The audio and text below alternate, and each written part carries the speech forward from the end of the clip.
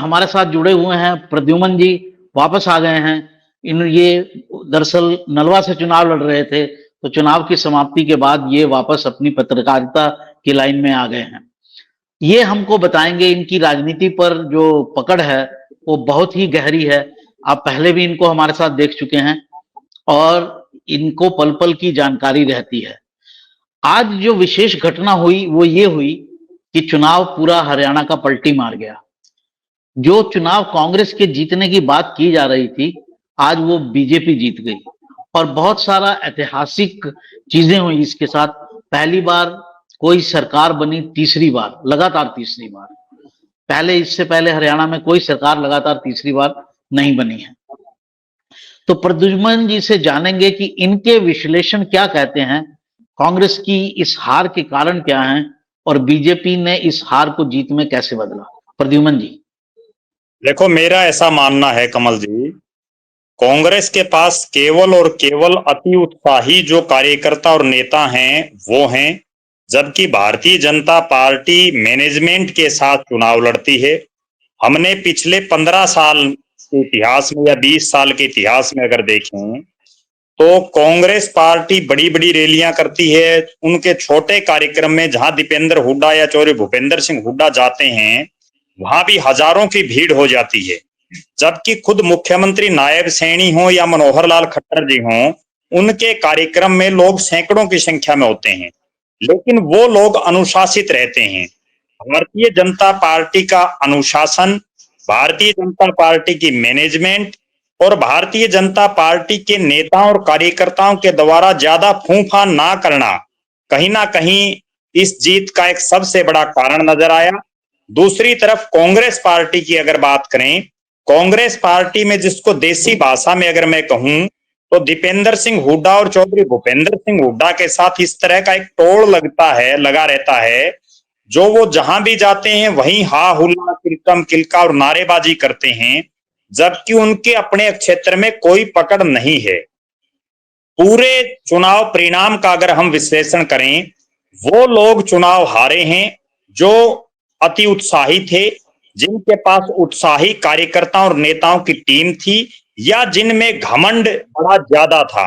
अगर आप पूरे 90 के 90 विधानसभा क्षेत्रों में देखेंगे तो ज्यादातर सीटों पर वो लोग हारे हैं जो घमंडी टाइप के थे, जिन्होंने कार्यकर्ताओं की कदर कभी करने की सोची नहीं और जो केवल इसलिए जीतना चाहते थे कि हरियाणा में भारतीय जनता पार्टी के खिलाफ एंटी इनकम्बेंसी है और यहाँ हुड्डा साहब की लहर चल रही है, जिस तरह से वो दावे कर रहे थे।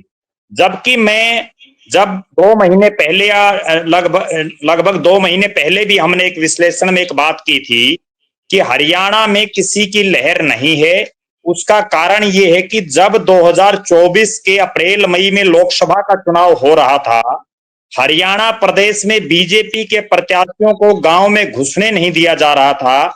बीजेपी के प्रत्याशियों के गांव में बायकॉट हो रहे थे और उसके बावजूद भारतीय जनता पार्टी, जब मोदी जी की देश में लहर भी नहीं थी, राहुल गांधी की पदयात्रा के बाद एक माहौल बदल चुका था और इंडिया अलायंस बन चुका था, उसके बावजूद बीजेपी 5 सीटें जीतने में कामयाब रही और 3 सीटें सोनीपत, अंबाला और हिसार बहुत कम मार्जिन से भारतीय जनता पार्टी जीती थी। तो कहीं ना कहीं हारी थी, 3 सीटें हारी थी। नहीं, भारतीय जनता पार्टी बहुत कम मार्जिन से हारी थी। जी जी जी। कहीं ना कहीं कांग्रेस का जो अति आत्मविश्वास है और केवल मुख्यमंत्री की कुर्सी की लड़ाई। और एक और बहुत बड़ी बात मैं बताऊं, जब टिकटों का वितरण हुआ, हालांकि भारतीय जनता पार्टी ने भी बहुत जगह ऐसे लोगों को टिकटें दी जो जीतने के काबिल नहीं थे, लेकिन कांग्रेस पार्टी में तो ज्यादातर जगह हुड्डा साहब की एक तरफा चली और हुड्डा साहब ने अपने चहेतों को टिकट दिलाई और उन चहेतों ने जो ही टिकट मिली ये समझ लिया कि अब हम विधायक भी बन गए और मंत्री भी बनना है। वो तो ये सोचने लगे कि बहुत से ऐसे नेताओं के उदाहरण मेरे पास हैं जो अपने कार्यकर्ताओं को ये तक कह रहे थे कि मुझे तो ये पोर्टफोलियो, ये मंत्रालय मिलना निश्चित है। कोई शिक्षा मंत्री बना फिर रहा था तो कोई खेल मंत्री बना फिर रहा था। आज उन सब की फूंक हरियाणा प्रदेश की जनता ने निकाल दी। और एक और ये भी सच्चाई है प्रजातंत्र में जिसको ज्यादा वोट पड़ेंगे लिहाजा वही जीतेगा, बेशक कोई आदमी कितना हा हुल्ला करता रहे। और उसका उदाहरण आज प्रदेश की जनता ने दे दिया। प्रदेश की जनता ने आज एक और चीज तय की, ना केवल कांग्रेस के बल्कि चाहे वो बीजेपी हो, इनेलो हो, जेजेपी हो या आम आदमी पार्टी हो, जितने धुरंधर थे जो अपने आप को तुर्रम खां समझ रहे थे, उनमें से ज्यादातर को प्रदेश की जनता ने हराने का काम किया है और कईयों को तो बुरी तरह से हराया है जिसकी उम्मीद उनको खुद नहीं थी। जी प्रद्युमन जी, मैं एक चीज एक एक करके लेते हैं। आप जो कह रहे हैं मैं उससे 100% एग्री करता हूं। प्रद्युमन जी ने ये कहा मित्रों कि कांग्रेस की जो भीड़ दिखती थी ना, वो छलावा था।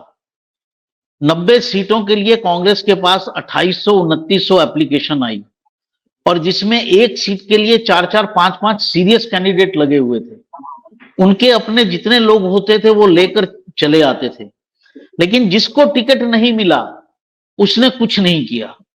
तो जो हजारों के लोग उनकी रैलीज में आते थे वो सब अल्टीमेटली छलावा साबित हुए, क्योंकि उन्होंने से ज्यादातर ने कोई काम ही नहीं किया, सिर्फ वही व्यक्ति काम कर रहा था। ये प्रद्युमन जी ने समझाया। क्या मैं ठीक हूं प्रद्युमन जी? जी जी बिल्कुल, मैं आपकी बात से सहमत हूं। और दूसरी एक बड़ी बात और बताऊं मैं, जिन 2800 लोगों का आप जिक्र कर रहे हैं उनमें से बहुत से तो ऐसे थे जो पति पत्नी दोनों ने फार्म भरे हुए थे, कहीं पिता पुत्र ने फार्म भरा हुआ था। तो कहीं ना कहीं एक तरह से कांग्रेस के शीर्ष नेतृत्व की आंखों में धूल झोंकने का काम किया जा रहा था। और यहां मैं एक बहुत बड़ी जो भूल मानता हूं कांग्रेस की, वो ये है कि कांग्रेस के शीर्ष नेतृत्व ने बिना मेरिट के टिकटें बांटी, ऐसे ऐसे लोगों को टिकटें बांटी जिनका उस विधानसभा क्षेत्र में कोई बहुत लंबा चौड़ा वजूद नहीं था। हालांकि उनमें से कईयों ने टक्कर दी, लेकिन वो टक्कर केवल इसलिए दी कि हरियाणा में लोग बीजेपी के 10 साल का जो शासन था उससे जो लोग परेशान थे उन्होंने कांग्रेस के प्रत्याशियों को वोट दिया, ना कि उन प्रत्याशियों का अपना कहीं कोई प्रभाव दिखाई दिया। अगर आप ओवरऑल बात करें, पार्टी का प्रदेश अध्यक्ष तक चुनाव जब हार जाता है तो इससे आप अंदाजा लगा सकते हैं कि पार्टी की क्या हालात होगी। और जो चौधरी भूपेंद्र सिंह रोहतक, सोनीपत और झज्जर को अपना घर समझ रहे थे, उस रोहतक, सोनीपत, झज्जर में देखिए आप कहां क्या हालात हैं। बहादुरगढ़ की सीट जिसको दीपेंद्र सिंह हुड्डा अपनी प्रतिष्ठा से जोड़े हुए थे, उस बहादुरगढ़ की सीट की बात देखिए आप कांग्रेस के प्रत्याशी की।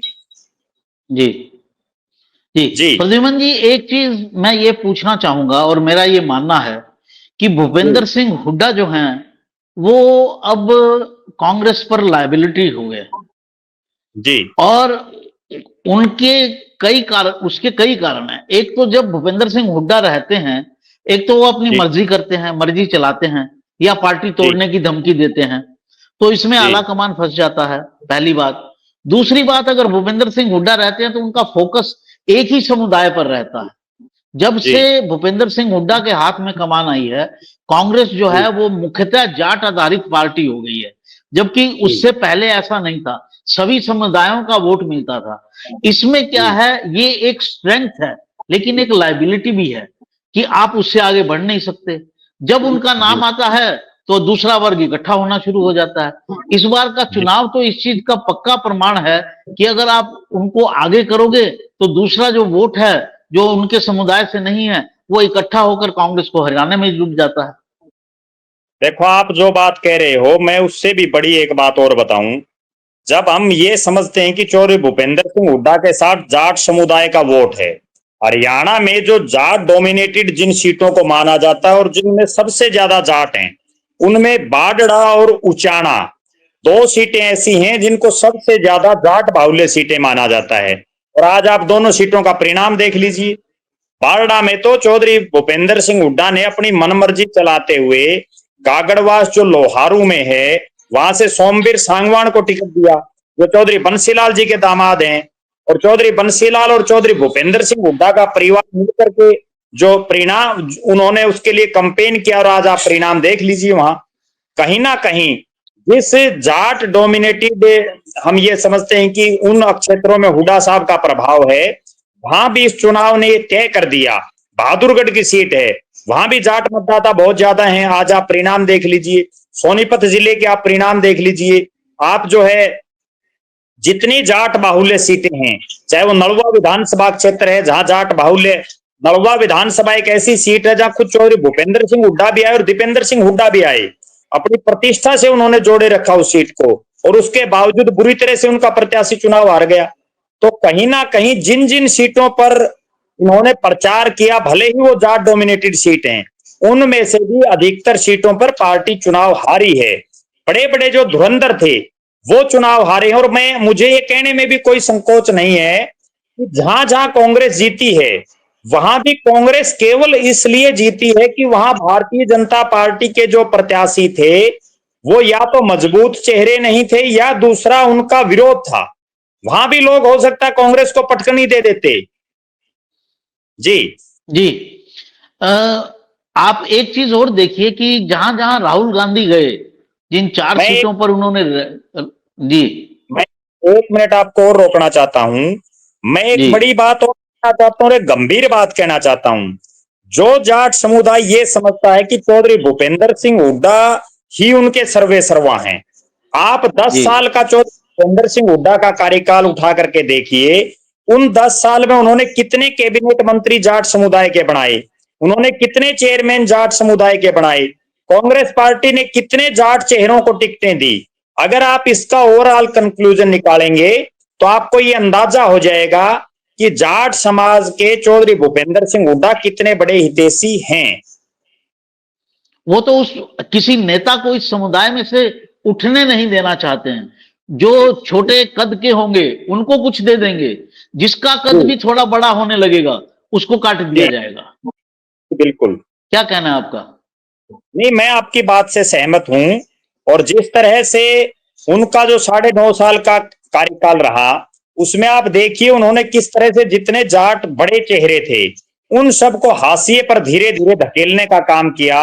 और एक ऐसी हालात बना दी गई कि चाहे वो चौधरी वीरेंद्र सिंह हो, चाहे वो चौधरी धर्मवीर सिंह हो, उन जैसे जो नेता थे उन सबको कांग्रेस आखिरकार छोड़नी पड़ी। जी।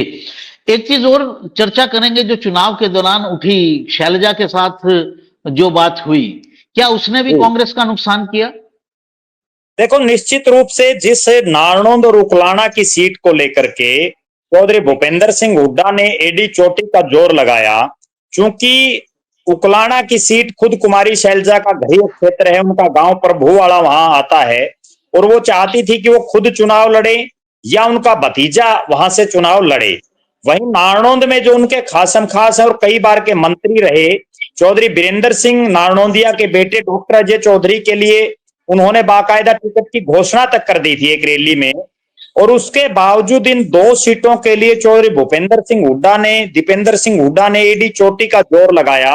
और उसका परिणाम ये रहा कि कुमारी शैलजा प्रचार से लगभग लगभग दूर रही, और आखिर के भी 3-4 दिन में वो अनमने से मन से आई, और उन्होंने अधिकतर उन्हीं सीटों पर चुनाव प्रचार किया जहां उनके नजदीकी या अंबाड़ा और सिरसा पार्लियामेंट से में ही वो ज्यादातर सीमित रही। तो कहीं ना कहीं भूपेंद्र सिंह हुड्डा के परिवार को और चौधरी भूपेंद्र सिंह हुड्डा के खेमे को एक छत्र तवज्जो देना कांग्रेस पार्टी को हरियाणा प्रदेश में भारी पड़ा। और उसी का ये नतीजा रहा कि अब जो है कांग्रेस को सत्ता से दूर हुए 15 साल हरियाणा में हो जाएंगे। जी। राहुल गांधी भी हरियाणा में आए और 4 जगह उन्होंने मुख्यतः रैली की, बाकी जगह थोड़ी सी रोड शो भी किए। असंध में, करनाल में, बरवाला में और हिसार में, 4 सीटों पर कांग्रेस हार गई। इसके बारे में क्या कहेंगे? देखो, राहुल गांधी का मेरा ऐसा मानना है निजी तौर से कि राहुल गांधी का अपना खुद का कोई हरियाणा प्रदेश में बहुत बड़ा जादू नहीं है। और राहुल गांधी ठीक है, उन्होंने पदयात्रा की, उस जो भारत जोड़ो यात्रा निकाली, उसके बाद देश में वो एक चेहरा बन गए। लेकिन उनके साथ सबसे बड़ी समस्या क्या है कि वो 24 घंटे 365 दिन के पॉलिटिशियन नहीं है। वो बीच बीच में गैप लेते रहते हैं, और वो जो ब्रेक लेते हैं उस ब्रेक से उनका जो एक लोगों में जो उनकी एक भावना है समझने की, वो कहीं ना कहीं दूसरे टाइप की हो जाती है। जहां जहां उन्होंने रैलियां की, आपने जैसा बताया, वहां वहां कांग्रेस के प्रत्याशी हारे और कई जगह तो बुरी तरह से हारे। मेरा ऐसा मानना है कि राहुल गांधी का कोई करिश्मा हरियाणा प्रदेश में नहीं चला, और ना केवल राहुल गांधी का, बल्कि जहां जहां चौधरी भूपेंद्र सिंह हुड्डा हो, दीपेंद्र सिंह हुड्डा हो, या जितने बड़े चेहरे हैं, उन्होंने अपने कार्यक्रम किए, उनमें ज्यादातर सीटों पर कांग्रेस हारी है। जी, आपको लगता है कि कांग्रेस प्रदेश नेतृत्व को लेकर कोई पुनर्विचार करेगी अपनी स्ट्रेटजीज में? देखो, निश्चित रूप से अगर कांग्रेस पार्टी को हरियाणा प्रदेश में जिंदा रहना है राजनीतिक रूप से कांग्रेस पार्टी को हरियाणा प्रदेश में कुछ ना कुछ करना है, क्योंकि हरियाणा दिल्ली को तीन तरफ से घेरे हुए है, और दिल्ली चूंकि देश की राजधानी है, तो हरियाणा में कांग्रेस जब तक स्ट्रांग नहीं होगी तब तक केंद्र में भी उसके लिए बहुत ज्यादा जो है कर गुजरने के लिए नहीं बचेगा। हरियाणा प्रदेश में उसको तुरंत प्रभाव से अपनी स्ट्रेटेजी में परिवर्तन करना चाहिए, और जो चले हुए नेता हैं या जो नेता ये चाहते हैं कि हम ही सब कुछ हैं, उन सब को दरकिनार करते हुए नए चेहरों को आगे लाते हुए जो है नए चेहरों को आगे लाना होगा, तभी कांग्रेस पार्टी हरियाणा प्रदेश में सर्वाइव कर पाएगी। वरना जिस तरह से हरियाणा प्रदेश में इंडियन नेशनल लोकदल का एक समय सिक्का चलता था, और आज देखिए इंडियन नेशनल लोकदल के सबसे बड़े जो नेता हैं वो चुनाव हार गए, उसी तरह से ये हालात कांग्रेस पार्टी में भी धीरे धीरे बनेगी। भले ही चौधरी भूपेंद्र सिंह हुड्डा खुद एक तरफा चुनाव जीत गए हों, लेकिन असली नेता वही होता है जो अपने साथ लगती सीटों पर या अपने आसपास या जिन सीटों पर उसका प्रभाव हो वहां वो जिता सके। कांग्रेस पार्टी को तुरंत प्रभाव से, और मेरा तो ऐसा मानना है निजी तौर पर कि चौधरी भूपेंद्र सिंह हुड्डा, क्योंकि अब नई विधानसभा बनी है, लिहाजा उनका तो जो नेता प्रतिपक्ष एक तरह से चला गया है, अब दोबारा कौन नेता प्रतिपक्ष होगा, और चौधरी उदय भान जी को तुरंत प्रभाव से इस्तीफा दे देना चाहिए। जी, तो साथियों, इस चुनाव के बाद से हरियाणा में नए किस्म की राजनीति की शुरुआत होगी, कम से कम कांग्रेस में। कांग्रेस को नई लीडरशिप की बेहद जरूरत है। ये जो लीडरशिप है ये थोड़ी लाइबिलिटी बनती नजर आ रही है, क्योंकि कांग्रेस के पास इस चुनाव में वापसी का सबसे अच्छा मौका था, क्योंकि एंटी इनकम्बेंसी था, और इस चीज से आप समझ सकते हैं कि मनोहर लाल खट्टर को हटाना पड़ा बीजेपी को, और एक नए नेता को लाना पड़ा। तो कहीं ना कहीं बीजेपी के अंदर भी इस चीज का आभास था कि जो पुरानी लीडरशिप है उसको चेंज करके लाना पड़ेगा, तभी जीतने के चांसेस बनेंगे। उन्होंने वो रिस्क लिया और उसमें वो कामयाब भी हुए।